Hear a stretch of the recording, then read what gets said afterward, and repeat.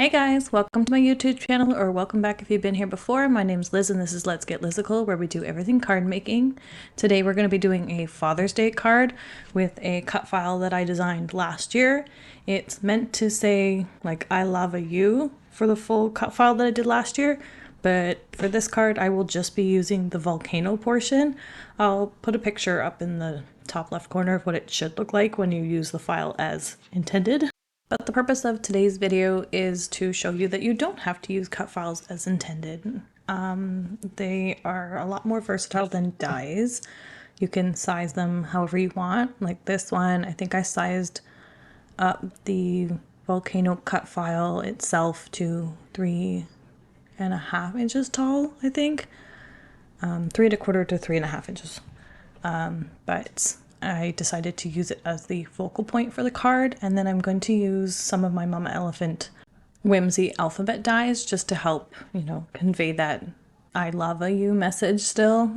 The lava is implied with the volcano this time, whereas the original file kind of spells it out, and then the volcano acts as the A.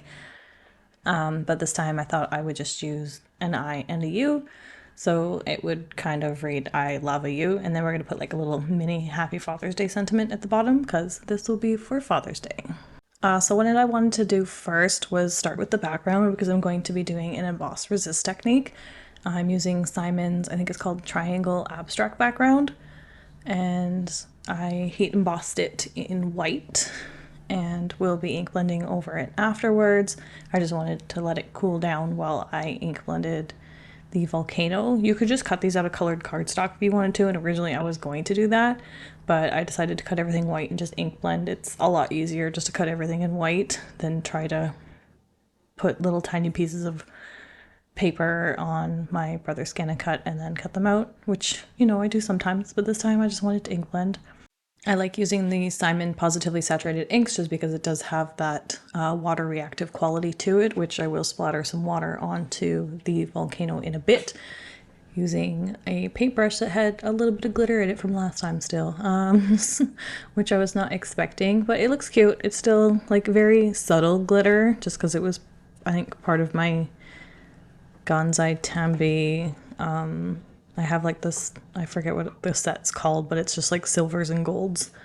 And I use them for splattering backgrounds usually. But there was still a bit of a gold color left in this brush. And then I wasn't loving the ink splatter and I kind of wanted to start it over again. You can see how like the gold's coming out of the brush up there. But trust the process. Let it go. It's okay. If it needs to be redone, it's just paper. Cut it out again. I decided to leave it. I think it's cute. It adds texture, which is what I like. Maybe I should have also splattered a bit of that darker mocha ink too. That would have been nice. But I'm just going to leave it as is for now. I did find that the face wasn't dark enough for me, so I am going to grab one of my alcohol markers and just kind of scribble around the face area just to get it a little bit more contrast there.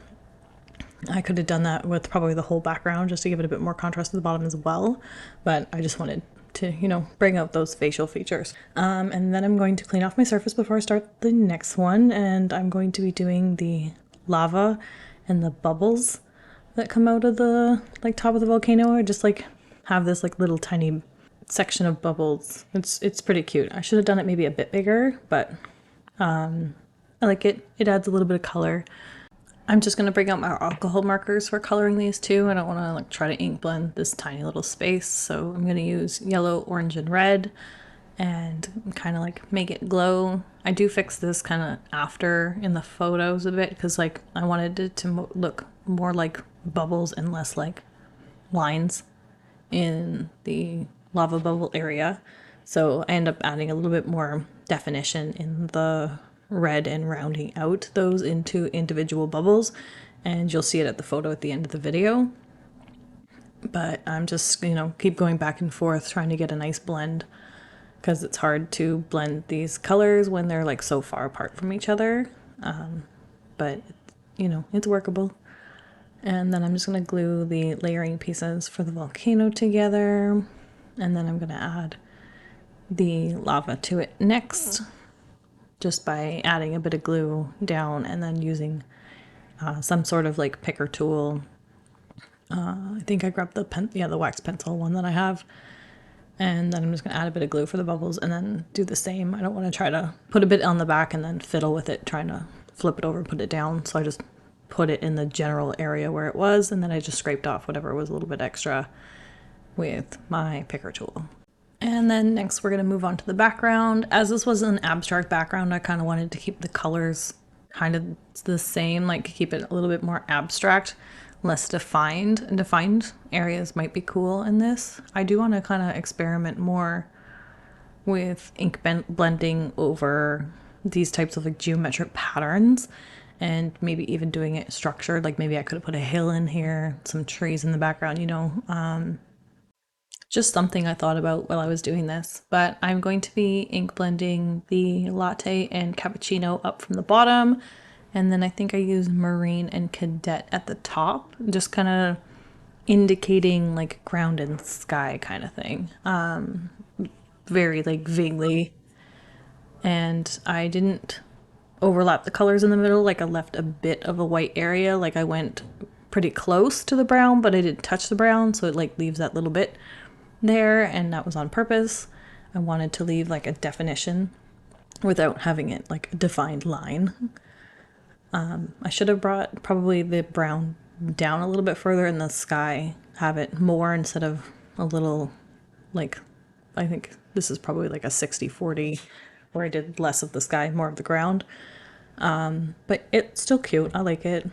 So now we're just going to get into the assembly of the card. I didn't think that this was standing out enough, so I decided to add a bit of a white border to the card, just like a very tiny, like less than 1/8 of an inch probably. I just lined up the edge of my panel to the edge of the plastic guide on my Tim Holtz trimmer, and then that looks a little bit better. At least breaks up, because there's a lot of brown in this card, and it helps it bring it more into focus.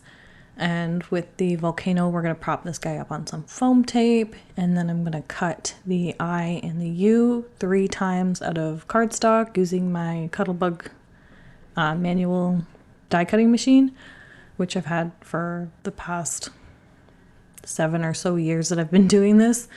It still works great, so I haven't switched anything electronic or different from that. So until that breaks, I will be using it.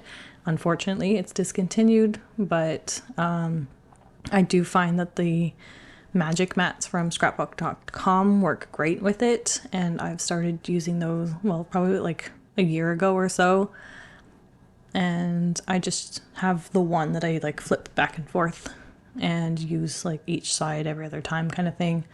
I probably should switch to the second one. I keep one of the plastic plates from the original, and then I use the Magic Mat for cutting into. So I have one, because it comes in packs of 2, I have one that's in like pristine condition, and I should probably switch over to that, because I find that sometimes my die cuts do have those like feathery edges, and usually that's because your plates are a bit too worn out, so you're getting like little bits of paper and stuff either stuck to it or it's not cutting properly. So I'll probably switch over to that soon. But yeah, I'm just gonna add this I and the U. Thinking now, I'm like, maybe I could have like put them in a line, but I like the way it's kind of like staggered and it's not aligned. Originally I was gonna put the U in the bottom corner, but it made more sense to keep it up at the top because that's where the space is. And then I decided to add a little Happy Father's Day. It's like from a Mama Elephant set meant for doing, I think, tags. I don't remember what it's called right now, but I'll link it down below for sure. And it's just like a cute, tiny little sentiment. At first, I put it on top of the volcano, which I didn't love the placement of. So I end up picking it off, which tore the paper slightly, but using my Tombow sand eraser, I kind of was able to fix it.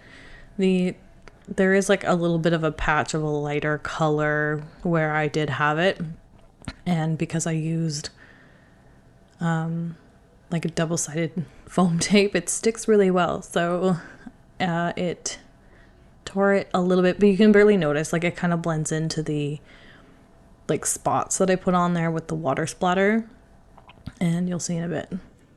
how I fix that, but other than that, that's our card for today, guys. Thanks so much for joining me. If you like this video, please give it a thumbs up, comment down below, and if you haven't already subscribed to my channel, please subscribe. I'd love to have you here. Hit that notification bell so you don't miss any future videos, and I'll see you guys next time. Thanks. Bye.